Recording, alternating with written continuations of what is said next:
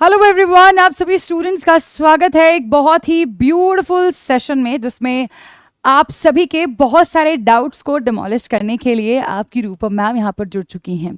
जब हम ग्रेजुएशन करते हैं तो उसके बाद हमारे मन में ख्याल यही आता है सबसे पहला तो कि भाई हमको सरकारी नौकरी चाहिए। फिर आगे आते हैं ये दो बड़े एग्जाम्स, एक एसएससी करें या फिर बैंक करें।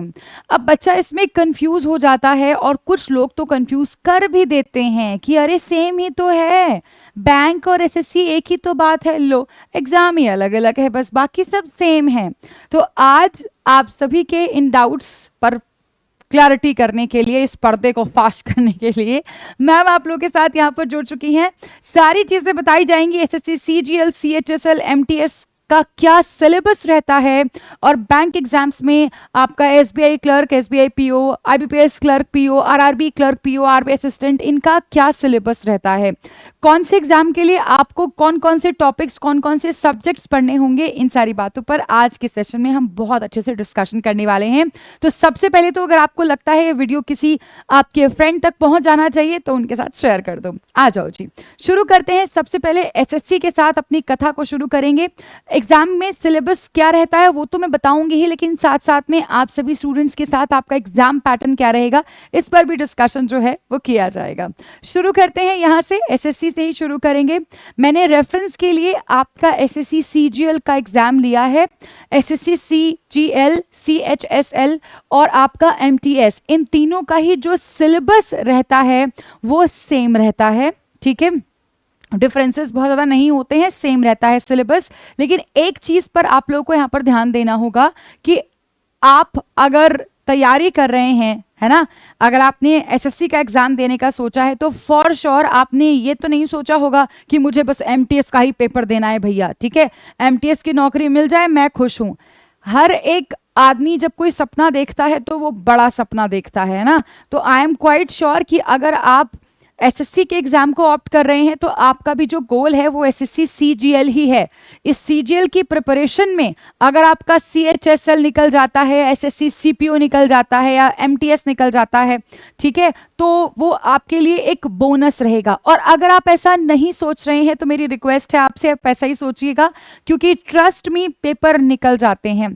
मेरा भी एमटीएस का एग्जाम निकला है, ठीक है, और आपका सीपीओ का एग्जाम निकला है और आपका सीएचएसएल का भी एग्जाम निकला है। तो कर सकते हैं हम, अगर हम सीजीएल को टारगेट करते हैं तो बाकी सारे एग्जाम्स भी इजीली क्रैक करे जा सकते हैं, क्योंकि सिलेबस सबका सेम रहता है। बल्कि ये सबसे डिफिकल्ट मैं आपको बता रही हूँ, बाकी सब इससे आसान ही रहेंगे। आ जाओ जी, सबसे पहले हम लोग शुरू करेंगे एग्जाम पैटर्न से। जो नया एग्जाम पैटर्न आया है उसी के बेसिस पर सारी चीजें डिस्कस करी जाएंगी। आपके रीजनिंग के, इंग्लिश के और क्वांट्स के और जीए के 25-25-25 क्वेश्चन रहते हैं। एक क्वेश्चन 1 नंबर का होता है और 100 क्वेश्चन, सॉरी, एक क्वेश्चन जो है वो 2 नंबर का होता है यहाँ पर। तो आपको 100 क्वेश्चन मिलेंगे और ये 200 नंबर के आपके टोटल रहने वाले हैं। इसके लिए यानी कि प्री के लिए आपको क्या क्या पढ़ना होगा आइए समझते हैं। सबसे पहले इंग्लिश से ही शुरू करते हैं।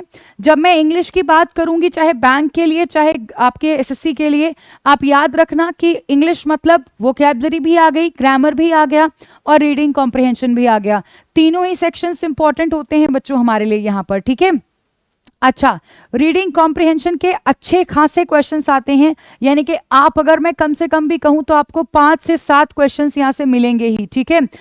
सिनोनिम एंटोनिम्स डायरेक्ट पूछे जाते हैं, ये भी बड़ी अच्छी चीज है। इसी में आपको एक 1 वर्ड सब्स्टिट्यूशन भी आता है आपका, यानी कि ये आपका टॉपिक हो गया जो आपकी कॉम्प्रिहेंशन को टेस्ट करता है, ठीक है। और दूसरा टॉपिक बेटा ऐसा हो गया जो आपकी वोकैबुलरी को टेस्ट करता है, ठीक है। ये आपका ग्रामर को टेस्ट करने के लिए पूछा जाता है और इसके क्वेश्चन भी कम से कम 5 तो आपको मिलेंगे ही, ठीक है, राइट। सेंटेंस इंप्रूवमेंट या इन दोनों को मिला के आप 5 क्वेश्चन कह सकते हैं, ठीक है, आते ही हैं। Fill in the blanks, vocabulary आ गया। एक्टिव पैसिव से क्वेश्चन जरूर आते हैं बच्चों, और ये आप लोगों को ग्रामर के बेसिस पे ही आप लोगों ने करने होते हैं। तो इस पूरे एनालिसिस से आप ये तो समझ गए कि अगर कोई आपको ये बहका रहा है कि सिर्फ इंग्लिश में आपका ग्रामर पढ़ने से पेपर निकल जाएगा, नहीं निकलेगा। वोकैब पढ़ने से निकल जाएगा सिर्फ, नहीं। सिर्फ कॉम्प्रिहेंशन करने से नहीं बेटा, आपको तीनों पर ही काम करना पड़ेगा। आपको तीनों ही सेक्शंस पर अच्छे से रज के काम करना पड़ेगा। और एक बात बता दूं आपको, 25 में से 25 लाना पॉसिबल है क्या मैडम? हाँ पॉसिबल है। 100% पॉसिबल है, क्योंकि मैंने खुद ने CHSL, MTS, SSC, CGL तीनों एग्जाम्स में पूरे मार्क्स इसमें स्कोर करे हैं, 50 आउट ऑफ 50 स्कोर करा है। ठीक है, तो आप जो है आसानी से इसको कर सकते हैं, इजीली कर सकते हैं। अच्छा, कंपैरेटिवली अगर आप मुझसे कंपैरिजन करवाओ कि इंग्लिश कौन सी वाली डिफिकल्ट होती है मैम, तो बैंक वाली इंग्लिश डिफिकल्ट होती है, SSC वाली इंग्लिश इजी होती है। अच्छा, अब बात करते हैं, अगर हम लोग मैथमेटिक्स के बारे में, प्री के बारे में बात हो रही है अभी, एलजेब्रा से काफी क्वेश्चंस आते हैं, एलजेब्रा को आपको मास्टरी करनी पड़ेगी। ठीक है, ट्रिग्नोमेट्री से भी आपके अच्छे खासे क्वेश्चंस आपको 4 से 5 देखने को मिलेंगे, ज्योमेट्री से भी क्वेश्चंस आते हैं, एक DI भी, एक तो बेयर मिनिमम आएगा ही आएगा। ठीक है, ये थोड़ा सा कम आएगा, right. Profit and loss very important, mensuration again quite important. ठीक है, इसमें वॉल्यूम और सरफेस वाले क्वेश्चंस भी आपके आते हैं। ठीक है, 8 से 10 क्वेश्चन मिलेंगे आपको। और एक और चीज मैं आपको यहां पर मैं लिख देती हूं, percentage very very very important. ठीक है, जान है मैथमेटिक्स की, अरिथमेटिक की जान है परसेंटेज और एवरेज, उनके बिना बात नहीं बनेगी, आपको ये करना ही पड़ेगा। ये टॉपिक पे अगर आपने मास्टरी कर ली तो बाकी सारे जो और अरिथमेटिक के टॉपिक्स हैं, जैसे टाइम एंड डिस्टेंस है, बाकी सारे क्वेश्चंस हैं, वो आपके लिए फिर आसान हो जाएंगे। ठीक है, आगे पहुंचती हूँ यहाँ पर।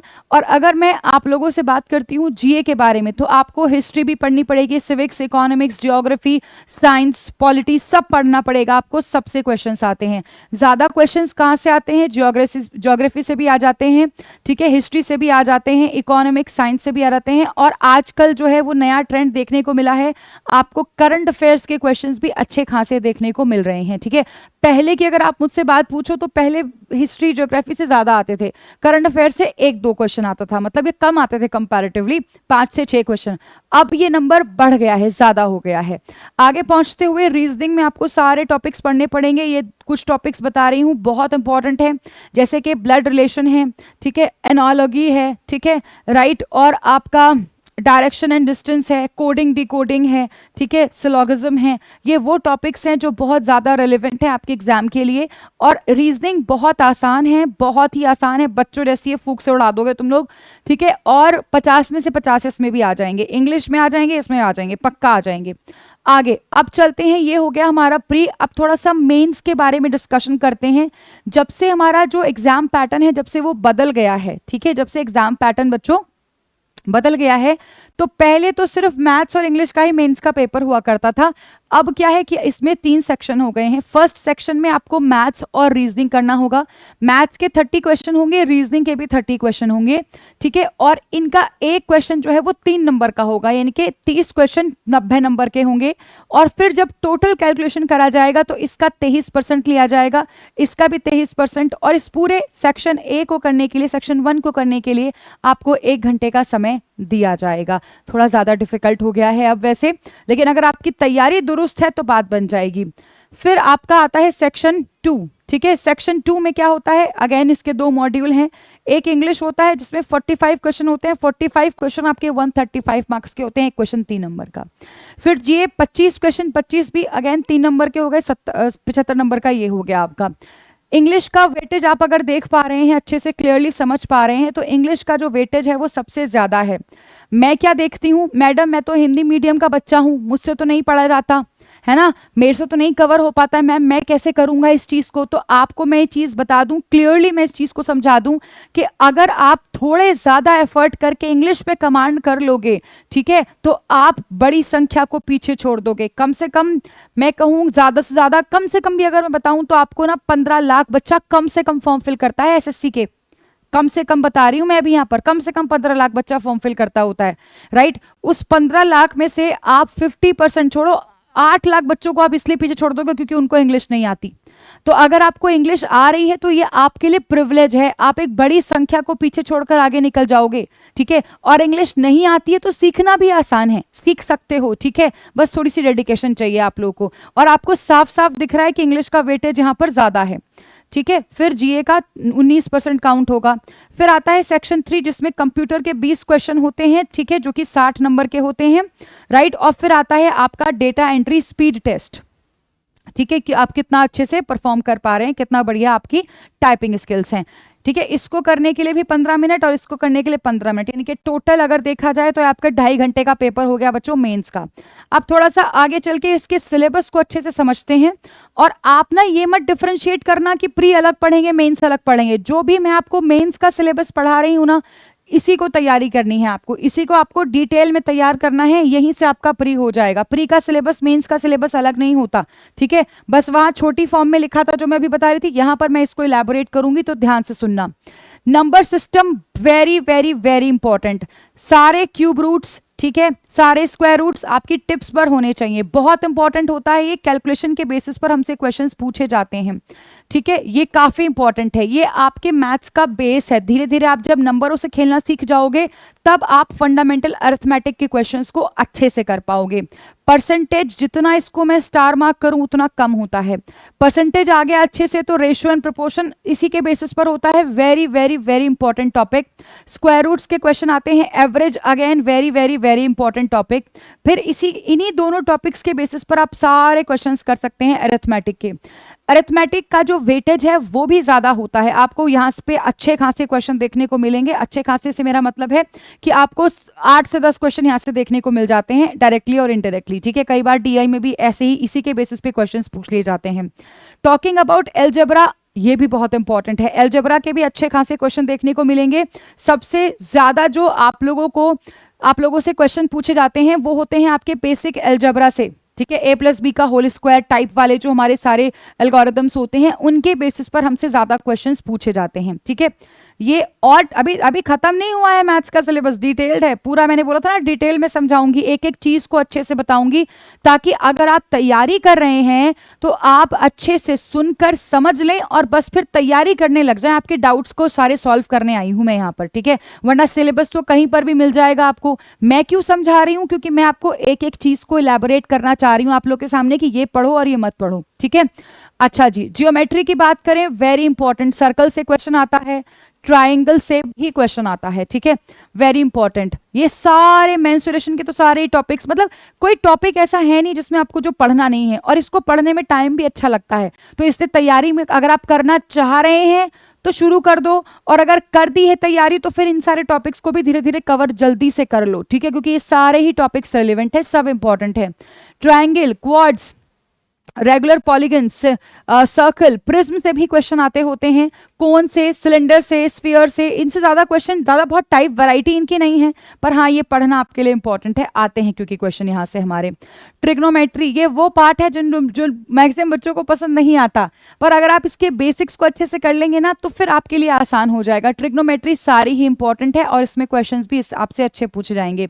स्टैटिस्टिक्स और प्रोबेबिलिटी बहुत ज्यादा इंपॉर्टेंट तो नहीं है, बहुत ज्यादा इंपॉर्टेंट नहीं है, पर हाँ यहाँ से भी आपको क्वेश्चंस देखने को मिलेंगे, क्योंकि ये आता है हमारे पेपर का सिलेबस है, तो यहाँ से आपको मीन, मीडियन, मोड वाले क्वेश्चंस देखने को मिल जाते होते हैं, और डीआई भी आपको देखने को मिलेगा, ऑब्वियस सी बात है, ठीक है, तो डीआई भी आता ही है, ठीक है, तो ये एक डीआई तो मिलेगा ही मिलेगा फॉर श्योर आपको, तो ये आपके लिए रेलिवेंट हो जाएगा। अब चलती हूँ थोड़ा सा इंग्लिश के बारे में।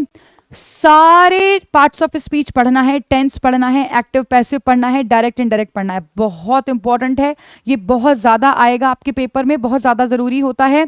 सारी वोकैबुलरी पढ़नी जरूरी है, और वोकैबुलरी कोई ऐसी नहीं है कि घोट के पी जाना है, वोकैबुलरी तो रोज पढ़ना होगा, रोज ब्रश अप करना होगा, रोज रिवाइज करना पड़ेगा, ठीक है।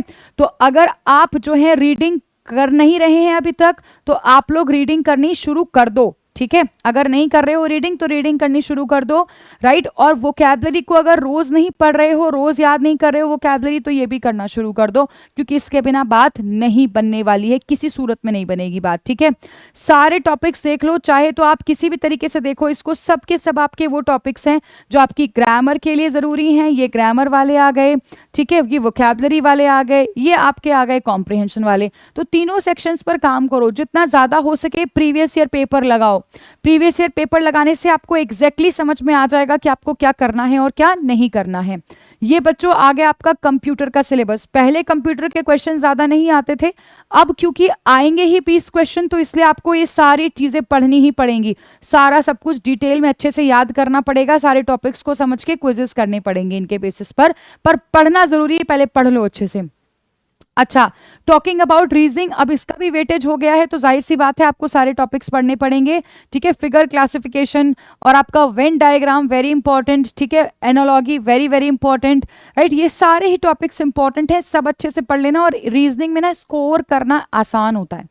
ठीक है, रीजनिंग में कंपैरेटिवली स्कोर करना थोड़ा आसान होता है। ठीक है, नंबर सीरीज आती ही आती है, क्रिटिकल थिंकिंग आती है, problem solving, emotional intelligence, word building, social intelligence, coding decoding, numerical operations, ये सब आते होते हैं। ठीक है, राइट। लेकिन हाँ, ये अच्छी बात है कि बड़ी बड़ी पजल जैसी बैंक में आती है ना, वैसी यहाँ नहीं आती। तो अगर आपने एक बार अपनी स्किल्स को ब्रश अप कर लिया तो फिर तो बात बन जानी है।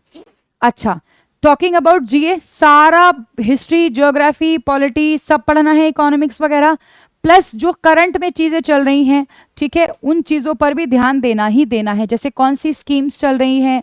ठीक है, राइट। और बुक्स एंड ऑथर्स, स्पोर्ट्स, इन सब चीजों पर भी आपको अपनी नजर पैनी बनाकर रखनी है।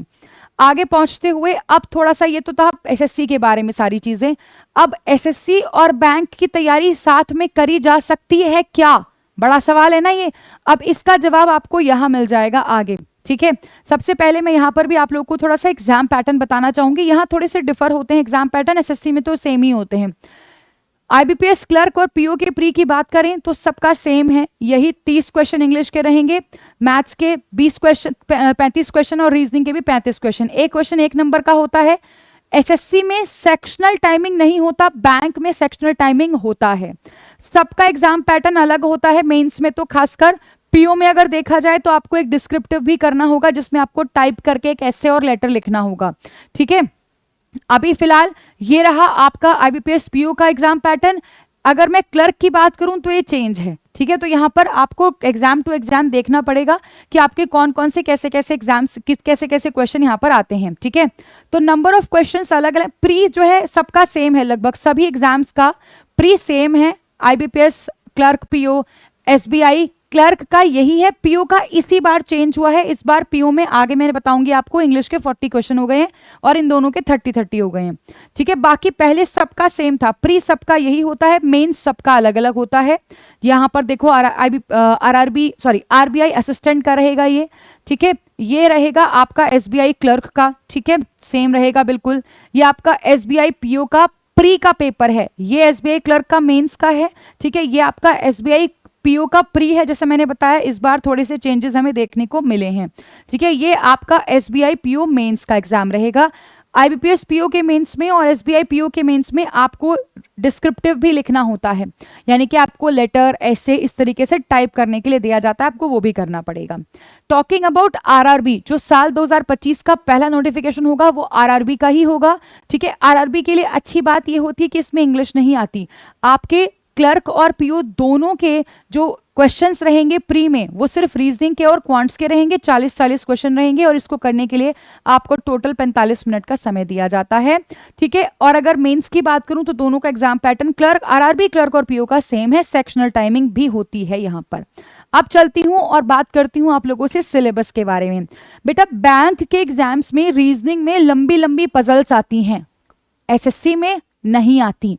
एक पजल को करने के लिए आपको आधा घंटा भी लग सकता है शुरू शुरू में, तो हैरानी की बात नहीं है। पर हाँ, इतना याद रखना कि एक बार जब आपने इसको करना शुरू कर दिया तो आपका इंटरेस्ट डेवलप हो जाता है, फिर आपके लिए बड़ी बड़ी पजल्स भी आसान हो जाती हैं।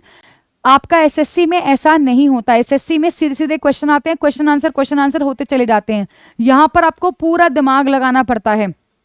ठीक है, और ये वो 2 टॉपिक्स हैं स्टूडेंट्स जहां से आपका वेटेज सबसे ज्यादा होता है एग्जाम्स का। यहीं से आपके 20 से 25 क्वेश्चंस जो हैं वो पूछ लिए जाते हैं।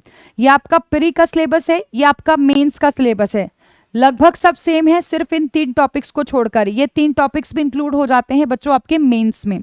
आगे अगर मैं मैथ्स की बात करूं तो यहां पर ज्योमेट्री, ट्रिग्नोमेट्री, अलजेब्रा नहीं आता है। तो अगर कोई आपसे ये कहे कि बैंक और एसएससी की तैयारी साथ साथ हो सकती है क्या, तो मैं आपको ये कहना चाहूंगी कि 2 नाव में सवार नहीं होना।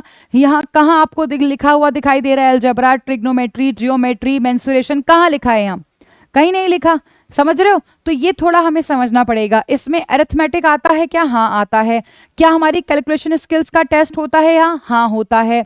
क्या फिर यहाँ पर हमारा DI वगैरह पूछा जाता है हमसे? हाँ, पूछा जाता है। ठीक है, तो भाई हमारा जो मैथ्स का सिलेबस है वो 3 सेक्शंस में डिवाइडेड है, स्पीड मैथ्स में, अरिथमेटिक में और DI में। ठीक है, यहाँ ट्रिग्नोमेट्री वगैरह नहीं आती, तो सिलेबस में बड़ा डिफरेंस है, तो एक साथ तैयारी करना डिफिकल्ट होगा आपके लिए। ये बिल्कुल क्लियर कट बातें हैं, कोई मैं घी चुपड़ी बातें नहीं कर रही हूँ, आपको इन्फ्लुएंस नहीं करना चाहती, मैं आपको वो बता रही हूँ जो एक्चुअल में फैक्ट है, जो मुद्दा है मैं आपको वो बता रही हूँ। ठीक है, अगर मैं इंग्लिश की बात करूं, अच्छा, और ये प्री और मेंस के लिए सेम है, कुछ अलग नहीं है। ठीक है, ये भी आपका प्री मेंस के लिए सेम है। इंग्लिश भी बेटा मैंने कहा 3 सेक्शंस में डिवाइडेड होता है, आप देख सकते हैं, रीजनिंग है, सॉरी वोकैबुलरी है, ग्रामर है और रीडिंग कॉम्प्रिहेंशन है। ठीक है, वोकैबुलरी हर जगह काम आएगी, शब्दों का मतलब नहीं पता होगा तो कैसे पैसेज का मतलब निकाल पाओगे, बताओ, नहीं बनेगी बात ना। सेंटेंस का ही मीनिंग समझ में नहीं आ रहा है, कैसे डिफरेंशिएट कर पाओगे कि कौन सा रूल लगा के सॉर्ट आउट करें।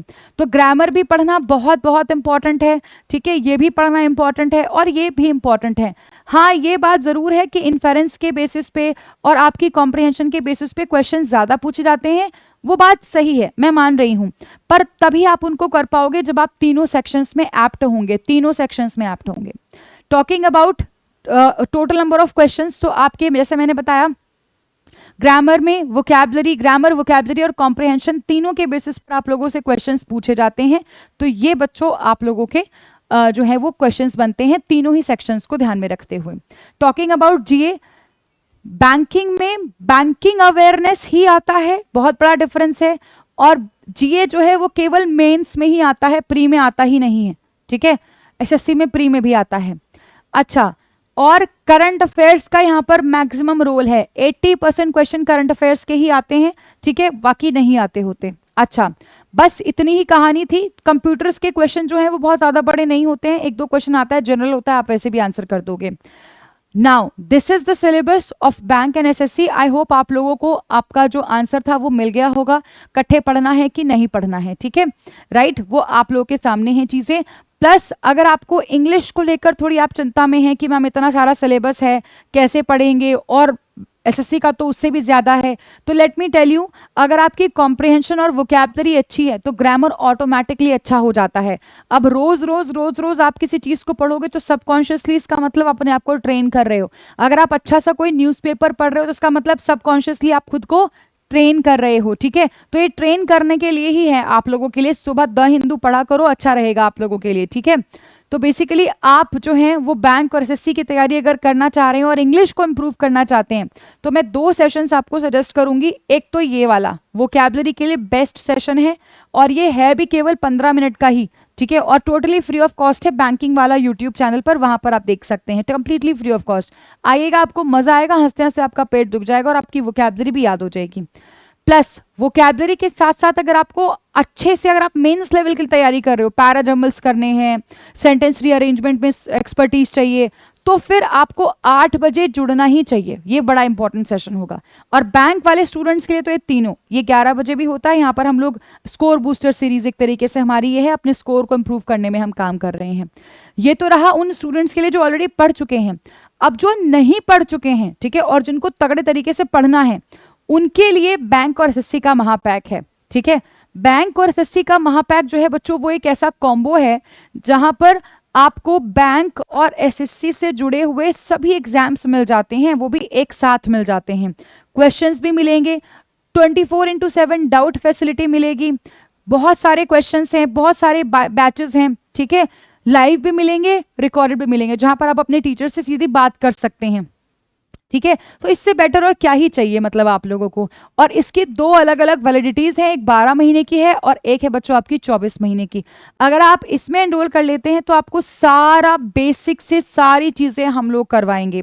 ठीक है, आपको बिल्कुल 0 से हीरो लेवल तक लेकर जाएंगे, 0 से बेसिक लेवल से आपका प्री लेवल, फिर मेंस लेवल, फिर हर एक लेवल पर आप लोगों को कंप्लीटली गाइड करा जाएगा, मैं और मेरी पूरी टीम के साथ।